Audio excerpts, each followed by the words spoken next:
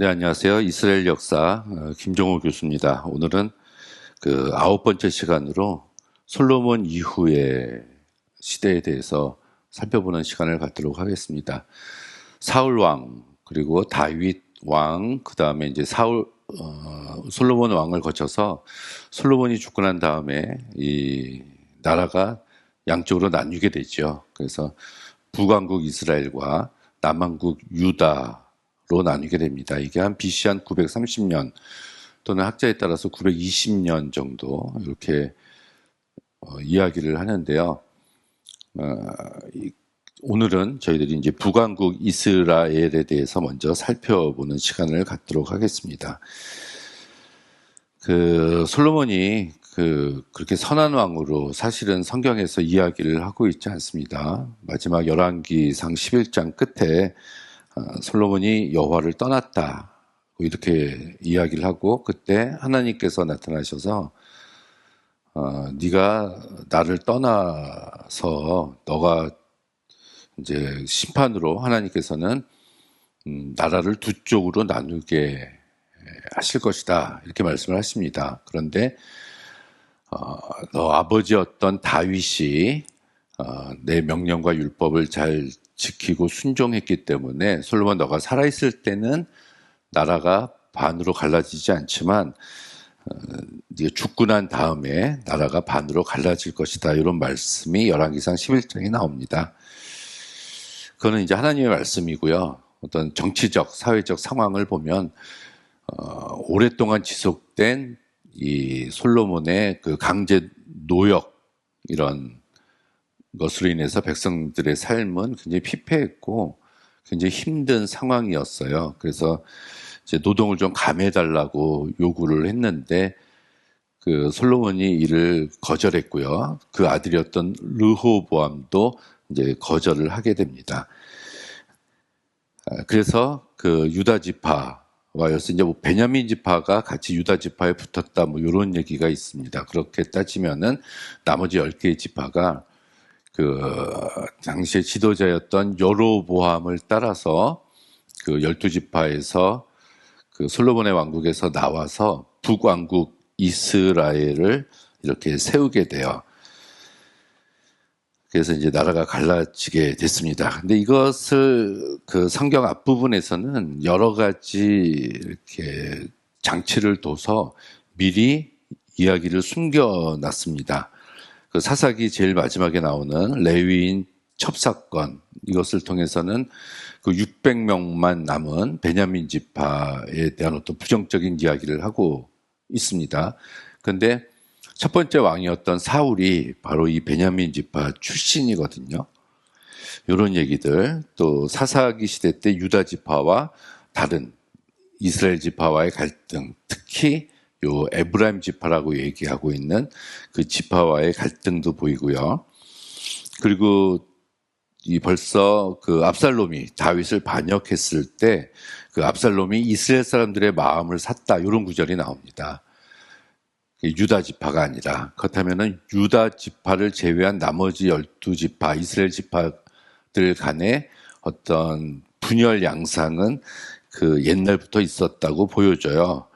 아마도 솔로몬이 유다 지파에게만은 노동과 세금 부과를 면제하는 정책을 썼을 것이다라고 주장하는 학자들도 있습니다.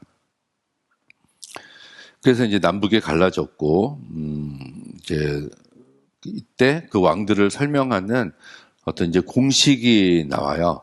몇 년도에 이제 연대 어느 왕 몇 년도에 시작을 했다, 몇 년 동안 다스렸다, 누구의 아들이다, 그리고 그 왕들은 이렇게 다스렸다 하는 어떤 일정한 패턴과 공식을 가지고 있습니다. 근데 북왕국의 왕들과 그 뒤에 이어지는 남왕국 왕들의 절대적인 평가 기준은 정치, 경제, 군사적으로 얼마나 성공한 왕이었는가를 이야기하고 있지 않고요. 이 왕이 얼마나 하나님 앞에서 신실했는가, 그 이야기만 더욱더 강조해서 하고 있는 것을 우리는 살펴볼 수가 있습니다. 이 시대 때는 또 고고학적인 자료들도 우리가 많이 찾아볼 수가 있어요. 이거는 시대가 또 많이 지났기 때문에 라고도 볼 수가 있습니다. 그 아브라함, 이삭, 야곱, 요셉, 그리고 출애굽했을 때는 간간히 나오는데 다윗 시대 때도 별로 없거든요. 그런데 솔로몬 이후 시대 때는 그 성서 연대를 측정할 수 있는 여러 가지 고고학 자료들이 발견이 돼요. 여로보암과 르호보암 요 시기 때 애굽에 시삭왕이 쳐들어왔다라고 이야기하죠. 그게 애굽의 쇠숑크 1세였을 것이다. 그거에 대한 이야기들이 카르나게 아문성전 벽에 이렇게 있고요. 그리고 모압 왕 메사 비문이다. 그래서 그 모압 왕의 이 비문에 그 오므리 왕이 등장을 합니다. 이런 것들도 찾아볼 수가 있고, 그리고 이제 바벨론 역대기라고 나타나요. 이 바벨론 역대기에 기록된 것을 놓고 봤을 때 특히 그 히스기야 왕 시대 때 그 사네립이 그 쳐들어왔잖아요. 그것에 대한 이야기들이 이 바벨론 역대기 이 역사책에 기록되어 있습니다. 우리가 성경을 보면 이스라엘 사람들만 살았던 것이 아니에요. 남쪽에 이집트와 북쪽에 아수르 바벨론과 끊임없는 어떤 교류, 대립, 전쟁, 그리고 화친 평화 이런 관계들, 정치적인 외교, 정치 외교적인 긴장 관계 속에서 이스라엘이 나라를 존속시켜 왔기 때문에 그것에 대한 정보들이 우리가 또 성경을 이해하는 데 많은 도움을 줍니다. 첫 번째 왕은 이제 여로보암이에요. 여로보암, 나답, 바하사, 엘라, 시므리 이렇게 시작이 되는데 첫 번째 왕은 북왕국의 여로보암이 왕이 됐다. 남왕국은 솔로몬의 아들이었던 르호보암, 이제 이름이 좀 비슷하죠. 이 이제 왕이 되게 됩니다. 그래서 여로보암은 단과 베델에다가 금송아지를 만들었다. 그 이야기를 합니다. 요거는 제가 이제 지난번에도 말씀드렸지만 당시에 그 예루살렘에 성전이 있었잖아요. 근데 나라가 갈라지고 나니까 이제 북이스라엘 지파의 사람들은 예루살렘 성전에 예배를 드리러 갈 수가 없었던 거예요. 그래서 여로보암이 베델과 단에다가 그 성전을 지은 건 아니고 금송아지 단을 만들어 놓고 여기에도 하나님이 계시다 이렇게 이야기를 한 겁니다. 근데 이제 그 송아지, 금송아지 놓고 보면은 우리 출애굽했을 때 그 아론의 금송아지 사건이 있잖아요. 그래서 그것을 통해서 이게 굉장히 이제 부정적으로 나쁘게 이렇게 묘사를 하고, 그래서 그 뒤에도 계속해서 북왕국의 왕들을 평가할 때 나쁜 왕들을 평가하는 절대적인 한 문장은 여로보암의 길로 갔다. 여로보암의 길로 갔다. 이렇게 이야기를 합니다. 이것은 유다 지파 입장에서 보면은 그만큼 여로보암이 아주 원수였기 때문에 그렇게 한 거다라고 볼 수도 있습니다. 자, 여로보암이 한 20년 정도 다스리고 죽고 난 다음에 그의 아들 나답이 왕이 됩니다. 한 1년 정도 다스리고 한 2년 정도 이제 이사갈 지파였던 바하사가 나답을 죽이고 자기가 왕이 돼요. 그리고 그 아들 엘라가 또 왕이 됐는데 시므리한테 이제 살해가 되고 시므리가 왕이 됩니다. 그리고 시므리는 한 7일 정도밖에 되지 못해요. 그러니까 왕궁에서 이 엘라를 죽이고 왕이 됐는데 이제 전방에서 싸우고 있었던 오므리가 그 소식을 듣고 이제 왕궁으로 복귀를 해서 이 시므리를 죽이고 이제 오므리가 이렇게 왕이 됩니다. 이렇게 한 40여 년의 시간이 지났는데 이게 왕조가 3번 이상 바뀌고 왕들도 이제 5명이 이렇게 바뀌게 되는 아주 극심한 혼란기를 걷게 되는 게 북왕국의 처음의 모습입니다. 여로보암은 그 솔로몬 시대 때 북이스라엘 지파의 어떤 부역을 담당하는 총책임자였어요. 그래서 대표자였죠. 그래서 솔로몬이 죽이려고 하니까 애굽으로 피신했다가 솔로몬이 죽었다는 말을 듣고 애굽에서 다시 돌아오게 됩니다. 그리고 나서 르호보암과 단판을 짓죠. 이제 노역을 좀 감해달라. 그랬더니 르호보암이 뭐 소년의 말을 듣고 내 아버지가 채찍으로 다스렸으면 나는 정갈로 다스리겠다. 이 정갈은 채찍 끝에 날카로운 금속 조가리가 붙어 있는 것을 전갈이라고 합니다. 그러니까 더 심한 철권 통치를 하겠다라는 얘기예요. 그러니까 여로보암이 이제 쿠데타를 일으키고 독립을 해 버렸습니다. 나라를 세운 여로보암은 이제 디르사라는 곳에 새 왕국을 건설했고 최소한의 세금만 유지했다. 그리고 이제 금송아지를 만들었다고 나오는데, 이 금송아지가 이제 가나안의 바알 신을 상징하는 송아지 상이라 그래서 우리가 이제 우상 숭배라고 얘기를 하고 있잖아요. 하지만 이 여로보암이 왕이 되기 이전에 바알 신을 섬겼다라는 성경 구절이 등장하지 않고요.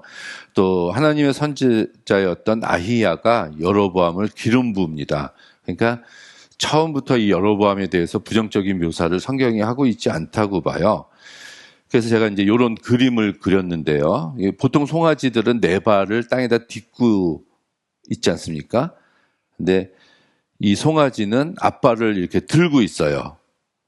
그래서 이것은 제가 그 사진을 찾지를 못해가지고 이건 이제 챗 GPT로 그려달라고 해가지고 이제 그린 건데, 일반적인 송아지의 모습이 아니잖아요. 그래서 아마 이것이 이제 발견이 됐는데, 여로보암이 세운 송아지는 송아지 자체를 숭배하라는 것이 아니라 이제 여호와라는 하나님이 하늘에서 내려오셔서 좌정하시는 그 그러니까 의자를 만든 것이다, 이렇게 보는 학자들이 있습니다.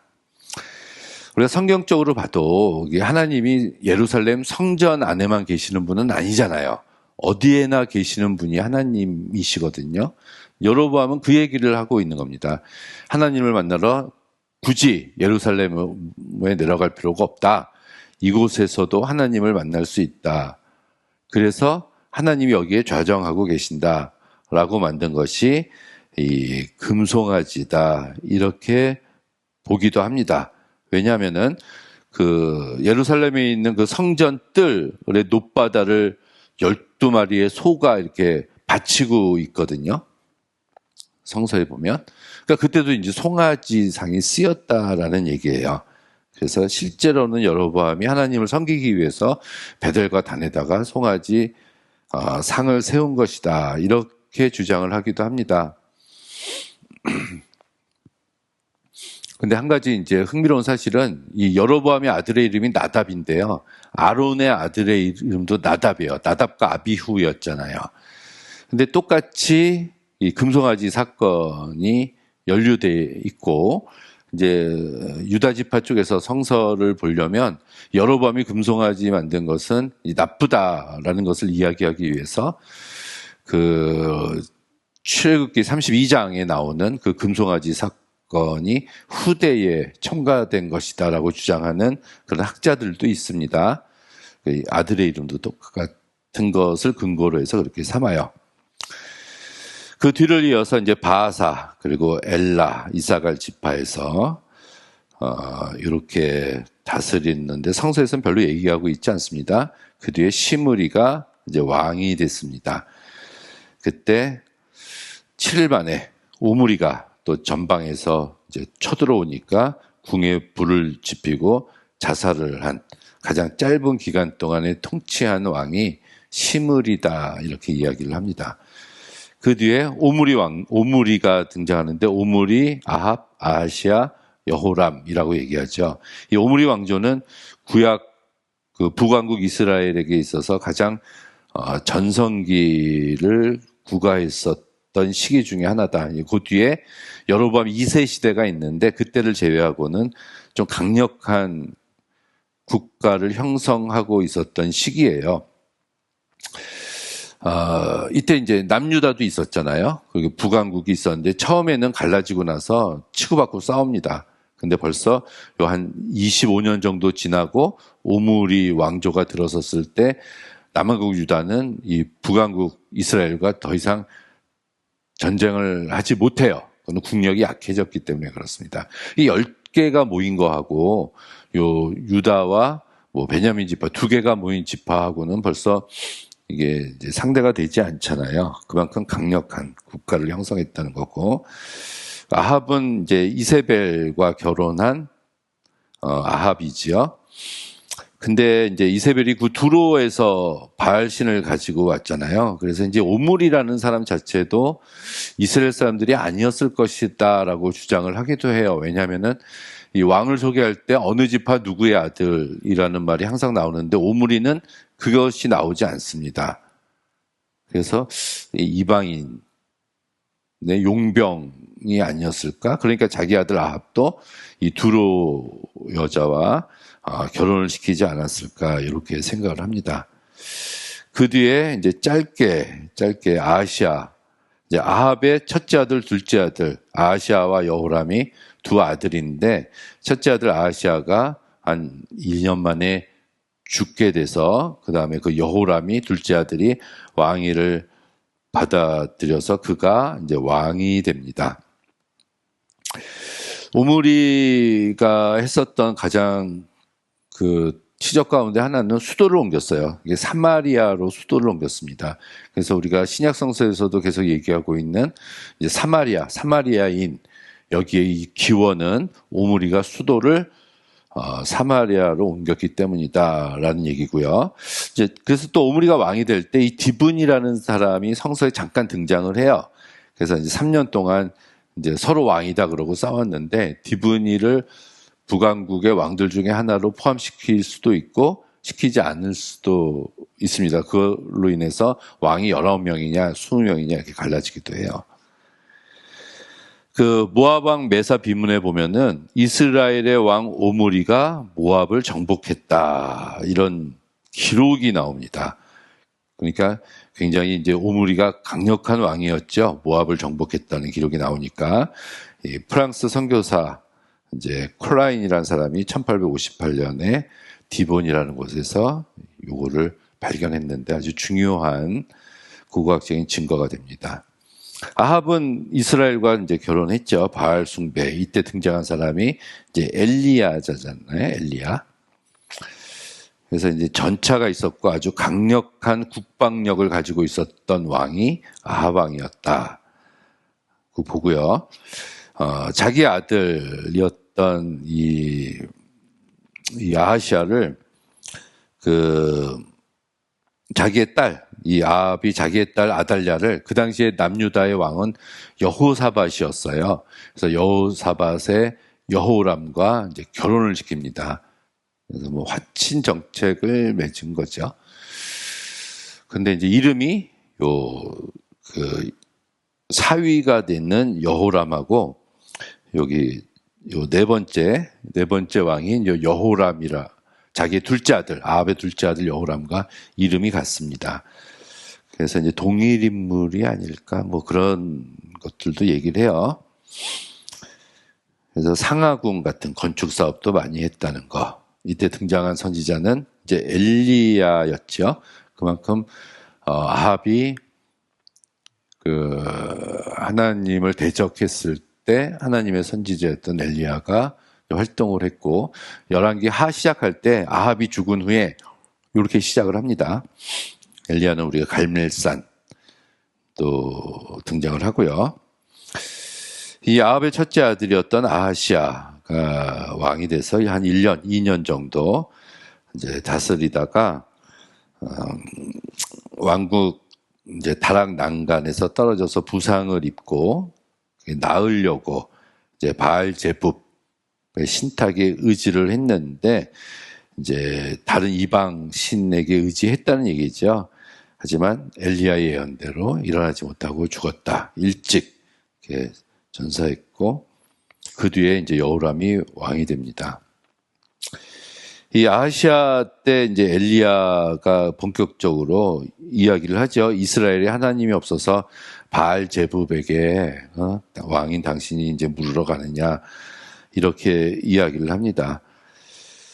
그런데 이때 이제 아합과 아하시아 여호람에 이르러서 엘리야의 활동이 이제 굉장히 부각되는 이유는 사실은 이 열왕기서 자체가 왕을 기록하고 있는 것이 아니라 그 왕 시대 때 활동하고 있었던 선지자를 기록하고 있다는 인상이 훨씬 더 많아요. 그래서 성경에서 이 아합 왕에 대한 이야기, 또 아하시아나 여호람에 대한 이야기가 많은데, 그 많은 이유는 걸출한 하나님의 선지자였던 엘리야가 있었기 때문입니다. 그 반대로 이 뒤에 그 예후 다음에 여호아스, 여로보암 2세, 스가랴 이렇게 왕이 되는데, 여로보암 2세는 40년 동안 왕 노릇했던 사람이었어요. 근데 그가 굉장히 강력한 나라를 형성을 했지만, 그 나라를 붕하게 만든 여로보암 2세에 대한 기록은 거의 성경에 나와 있지 않습니다. 그렇다면 성서 기자의 관심은 그 왕이 아니라 그 시대에 활동했었던 선지자였었다라는 것을 우리는 알 수가 있습니다. 이 아합의 두 번째 아들이 이제 여호람인데, 이 여호람은 그 논란이 좀 있어요. 이 아합의 둘째 아들인지 아니면 자기의 딸 아달랴를 결혼시킨 남유다 여호사밧 왕의 아들인지. 왜 그러냐면은 이 여호람이 그 아람과 전쟁을 하고 있을 때 그 남쪽에 그 아하시아 왕이 이제 도우러 이렇게 옵니다. 근데 그때 여호람이 이제 부상을 입고 이제 왕궁으로 돌아왔을 때 예후가 이 여호람을 죽여요. 그래서 그 소식을 듣고 남유다에서 도우러 왔던 남유다 아하시아 왕이 도망을 가는데, 예후가 끝까지 쫓아가서 이 아하시아를 죽이는 장면이 나옵니다. 무기토까지 쫓아가서.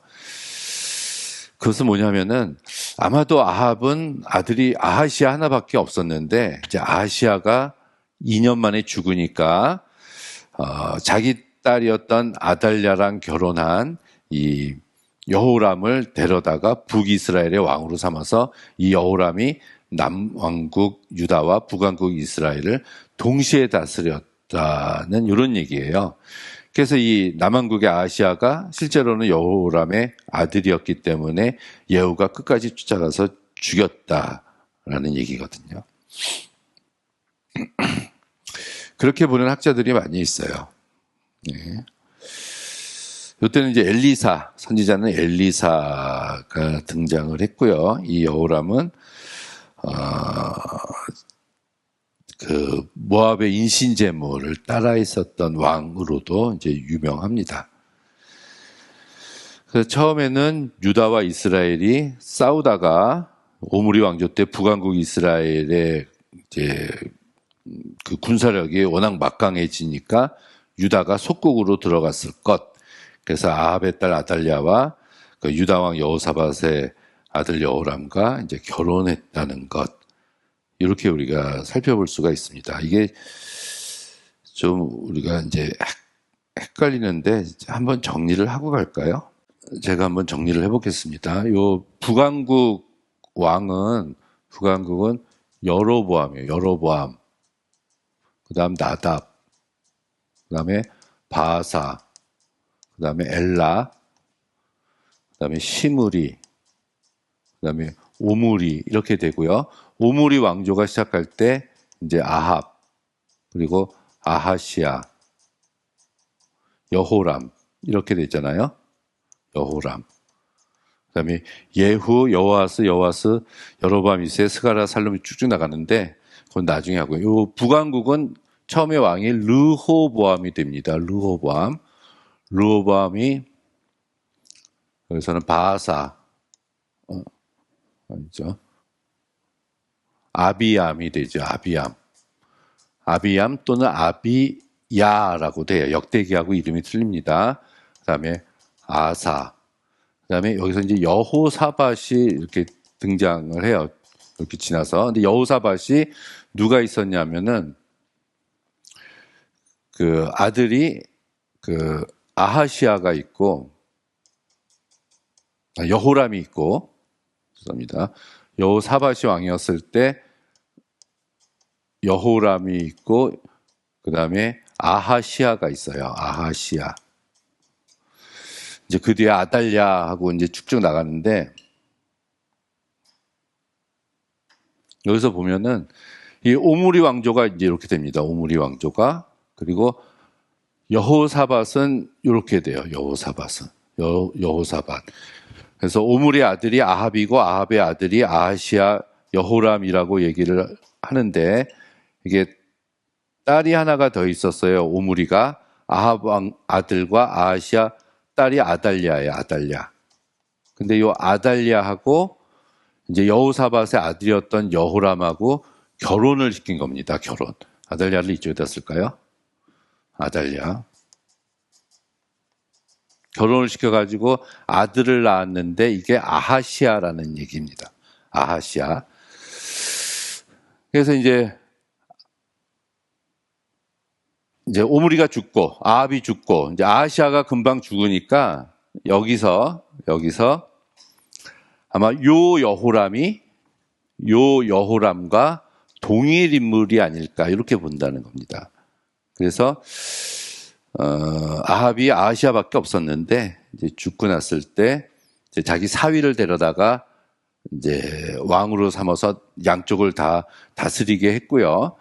이제 그 뒤에 이제 아하시아가 이제 태어났지만 그 아하시아도 금방 죽어가지고 아달랴가 자신이 왕이 돼요. 아달랴가.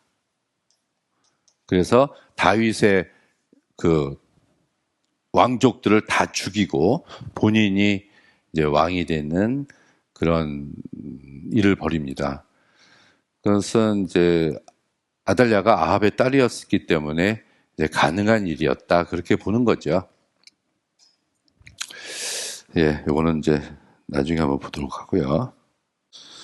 하지만 이 오므리 왕조도 이제 몰락을 하게 됩니다. 예후가 쿠데타를 일으켜서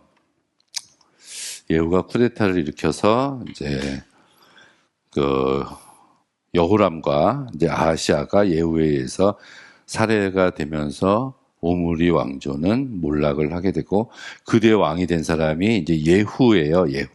예후는 여호아스, 여로보암, 이세, 스가랴 이렇게 다섯의 왕을 이제 배출하면서 한 90년 정도 이렇게 이제 존속을 하는 왕실이 됩니다. 오므리 왕조가 워낙 악했기 때문에 특히 이제 아합 왕이 악했죠. 그래서 그 엘리사에게 기름 부음을 받고 왕으로 세워집니다. 그리고 나서 이제 오므리 왕조가 벌였던 우상 숭배들을 이제 다 파괴하는 부수는 그런 처음에는 아주 좋은 그런 이미지로서 개혁을 이렇게 시도를 하는 게 이제 예후 왕이라고 볼 수가 있고요. 하지만 예후가 이제 아수르와의 전쟁에서 패해서 이제 그 블랙 오벨리스크 전승비를 보면은 예후가 아수르의 살마네셀 앞에서 이제 굴복하는 이런 모습들, 조공을 바치는 모습들, 이런 것이 아수르 기록에 훨씬 더 많이 이제 나와 있다라는 것을 발견할 수가 있습니다. 이게 이제 여호아스, 또 그 아들이 이제 여호아스 혹은 요아스 해서 이때는 이제 아람과 계속해서 전쟁을 해요. 아람이 당시에는 이제 좀 더 강력한 국가였기 때문에 그렇습니다. 근데 이 아람의 압제에서 벗어나서 그 뒤에 또 등장한 사람이 이제 아수르예요. 이제 이 당시에는 이제 아람이라는 나라가 아주 크게 활동을 합니다. 아람. 근데 아람이 아수르한테 멸망당해요. 아람을 아수르가 멸망시켰죠. 그래서 아람 하면 생각나는 게 우리가 아람의 군대 장관 나아만이죠. 이게 732년에 멸망당하고 요 아수르는 608년에 최종적으로 니느웨가 함락하면서 멸망당하는데 이 나라를 멸망시킨 화살표가 이쪽에 났겠네. 그 나라가 바벨론입니다. 바벨론. 근데 이 바벨론도 539년에 그 메데와 바사라고 하는 고레스 왕에 의해서 멸망을 당하죠. 북왕국은 요 10년 뒤인 722년에 북왕국이 멸망당하고 이제 남왕국은 이제 아람은 멸망을 당했으니까 아수르가 멸망시켰겠죠. 그리고 아수르 그가 멸망당하고 난 다음에 586년에 바벨론이 이제 쳐서 남유다가 멸망을 당합니다. 이거는 그 후대의 시대라는 것을 우리가 또 살펴볼 수가 있는데, 이때 이제 아람이란 나라가 등장하고 그 다음에 아수르가 등장한다는 거. 여로보암 2세는 굉장히 강력한 왕이었어요. 그래서 오랫동안 통치했고 넓은 영토를 소유했다. 우리 아모스 시작할 때 여로보암 왕, 요 2세 왕, 지진 나기 2년 전에 아모스가 활동했다. 이런 모습이 나오거든요. 그래서 이때 활동했었던 선지자가 아모스, 호세아, 요엘, 그 미가, 그리고 요 이사야, 남한국은 이사야, 요 선지자들의 활동이다라고 볼 수가 있습니다. 그 나라는 강성해졌는데 경제적으로는 굉장히 불평등한 사회였어요. 그 재물이 사회 특권층에게만 한정돼 있었고 백성들은 과중한 세금, 사회적으로 불이했다. 이 사실을 어떻게 알 수 있냐? 아모스하고 호세아서를 읽어보면은 그 당시에 북이스라엘의 상황에 대해서 아주 세밀하게 묘사하고 있는 것을 발견을 할 수가 있습니다. 여로보암 2세의 아들이 스가랴였는데 이제 멸망당하고 이제 살룸이 죽이죠. 근데 살룸도 한 달밖에 통치를 못합니다. 그리고 나서 무나엠 부가이야 왕조가 이제 들어섭니다. 이제 무나엠의 아들이 부가이야예요. 이때 752년에서 704년 이때 왕노릇했고, 이때는 이제 친아수르 정책을 펴면서 일단은 나라가 10년 동안 이제 존속이 됩니다. 하지만 백성들에게 그 세금을 바치기 위해서 조공을 바치기 위해서 과중한 세금을 부담해서 백성들의 원망을 샀다는 거. 그리고 이제 베가라는 왕이 나타나는데, 이게 시로 에브라임 위기라고 이렇게 얘기를 해요. 이게 뭐냐면은 아람이라는 나라에 르신이 있어요. 르신하고 이제 북왕국 이스라엘에 요 베가가 있죠. 베가라는 왕이 이제 아수르하고 전쟁을 하려고 그래. 근데 힘이 모자라니까 남왕국 유다였던 아하스에게 도와달라고 요청을 해요. 그래서 우리 셋이 힘을 합쳐서 아수르를 공격하자. 그렇게 얘기했는데 이 아하스가 거절합니다. 그러니까 이 두 나라가 아수르를 치지 않고 여기를 공격해 와요. 남유다를. 그래서 이거를 시로 에브라임 위기다 이렇게 이야기를 하는데, 이런 사건이 한번 등장을 하게 됩니다.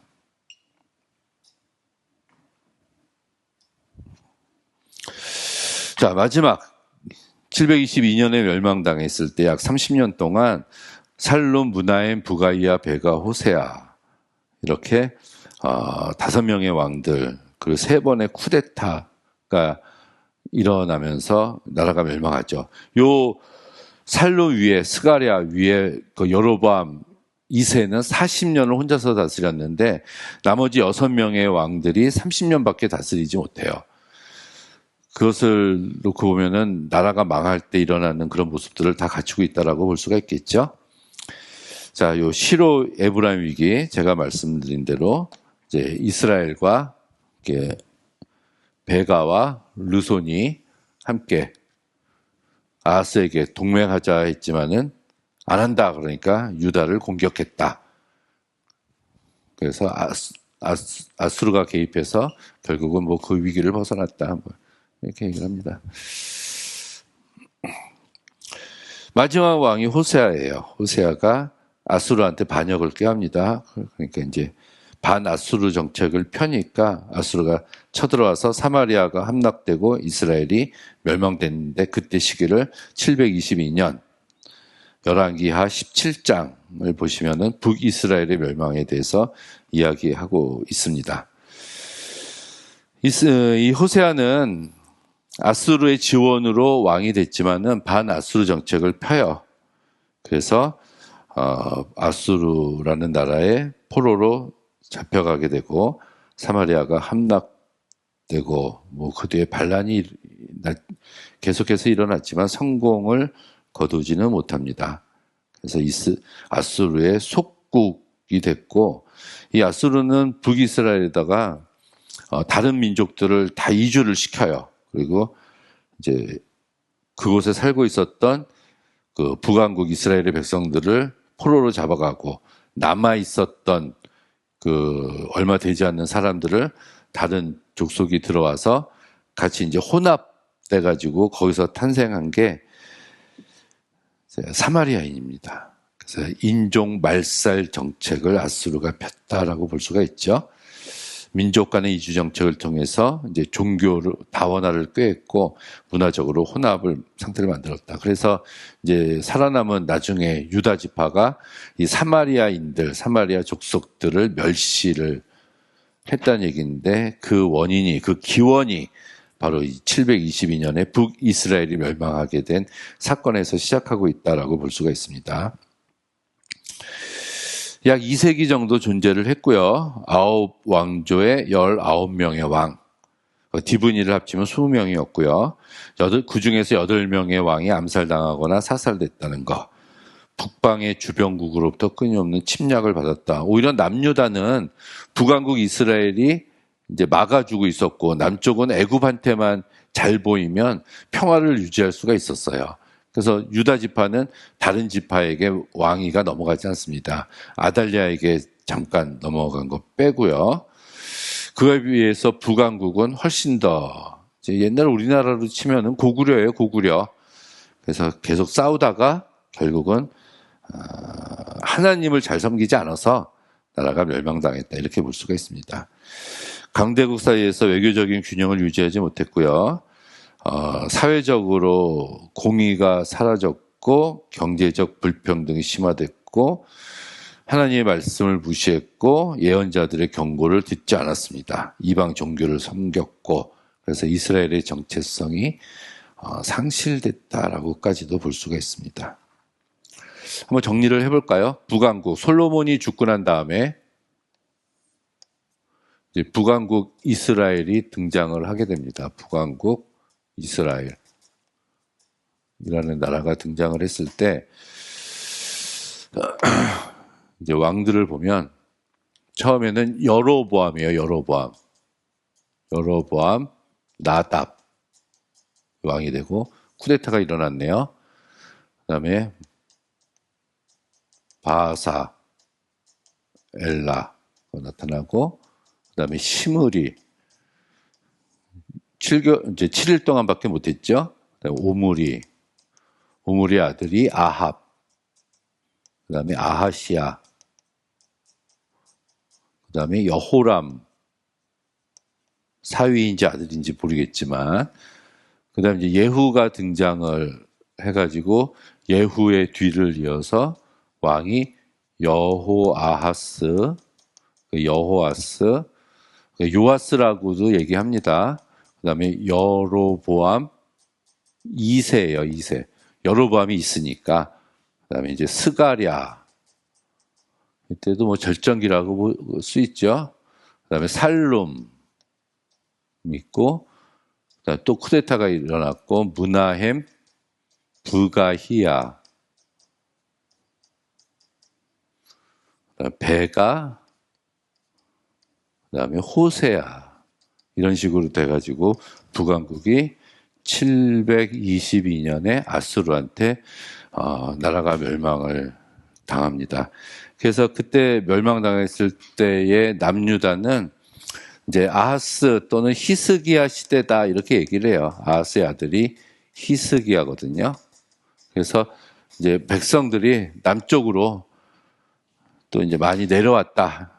이렇게 얘기를 하고요. 이들이 가지고 있었던 그 야훼 하나님을 믿는 신앙이 있었어요. 그래서 이들이 가지고 있었던 오경을 사마리아 오경이라고도 이야기를 합니다. 네, 오늘 북왕국 이스라엘은 여기까지 하도록 하겠습니다. 네, 감사합니다.